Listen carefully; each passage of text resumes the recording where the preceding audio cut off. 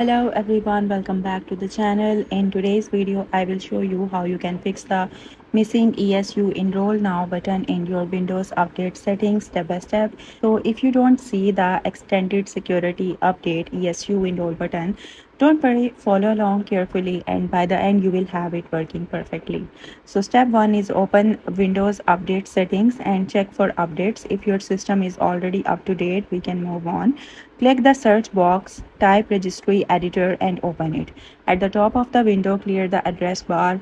Now copy the path from the description below this video, paste it in and hit enter. Scroll down and you will notice a folder named Windows. You might see another subfolder called Consumer ESU.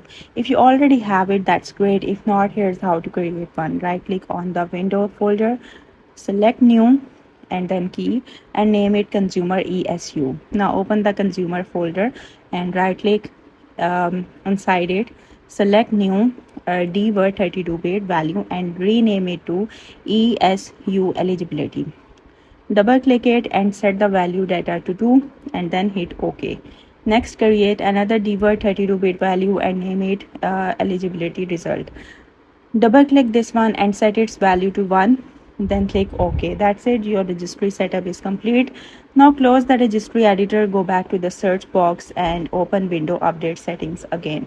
Scroll down and you will now see the enroll in extended security update option with the enroll now button visible and working. And that's how you fix the ESU enroll now button not showing issue. So I hope you like the video. That's it for today. Thank you for watching.